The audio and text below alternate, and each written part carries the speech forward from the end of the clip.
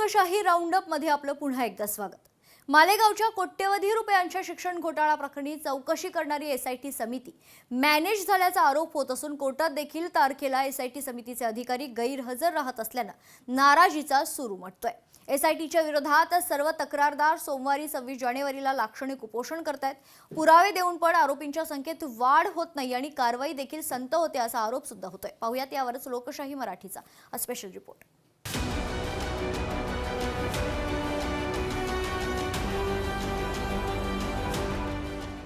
शिक्षण घोटाळ्या प्रकरणी चौकशी करणारी एसआयटी मॅनेज, तपास करणारी एसआयटी मॅनेज झाल्याचा तक्रारदारांचा आरोप। सर्व तक्रारदार 26 जानेवारीला लाक्षणिक उपोषण करणार। मालेगावच्या शिक्षण क्षेत्रात कोट्यवधी रुपयांचा घोटाळा आणि भ्रष्टाचार प्रकरणी वेगवेगळ्या पोलीस ठाण्यात वेगवेगळ्या विद्यालयांवर 5 गुन्हे दाखल करण्यात आले। हे प्रकरण मोठं असल्यानं ते नाशिक आर्थिक गुन्हे शाखेकडे वर्ग करण्यात आलं आणि त्यानंतर त्यावर एसआयटी समिती गठीत करून त्यांच्याकडे हे प्रकरण वर्ग करण्यात आलं। मात्र त्यांचा तपास संथगतीनं सुरू असून पुरावे देऊनही या गुन्ह्यात आरोपींच्या संख्येत ते वाढ करत नाहीत। तसेच मालेगाव कोर्टात देखील हजर राहत नसल्याचा आरोप तक्रारदारांनी केलाय। एसआईटी को बने हुए 2 महीने हो गए, लेकिन ना तो वो हमसे कांटेक्ट करते हैं, ना यहाँ पे तारीख पे हाजिर होते हैं। हमेशा तारीख आगे बढ़ते जा रही है, ये कार्रवाई बहुत स्लो होते जा रही है। मुझे ऐसा लगता है कि अब आगे कार्रवाई कुछ होगी नहीं। अगर कार्रवाई नहीं हुई तो मैं फिर धरने पे बैठूंगा।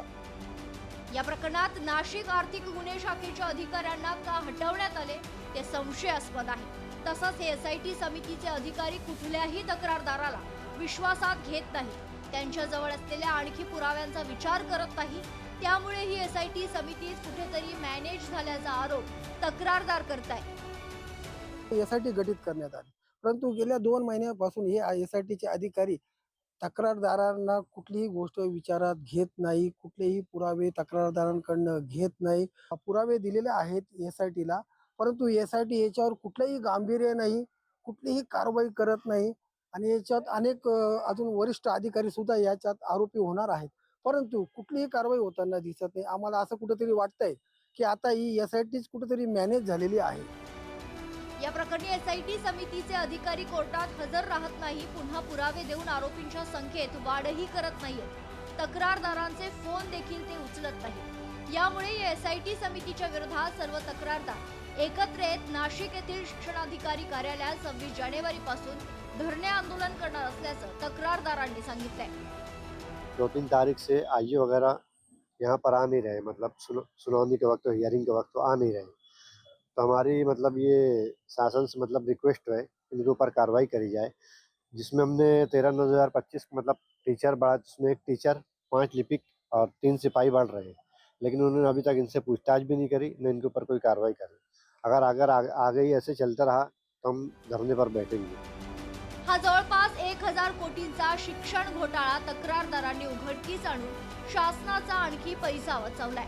यात आणखी काही मोठे अधिकारी, काही दलाल, काही शिक्षक हे आरोपी असून मात्र एसआयटी समितीचे अधिकारी कारवाई करत नसल्यानं त्यांच्या तपासावर तक्रारदारांनी संशय व्यक्त केला असून याची आता शासन कितपत दखल घेतं हे पाहणं महत्त्वाचं ठरेल। रईस शेख, लोकशाही मराठी, मालेगाव।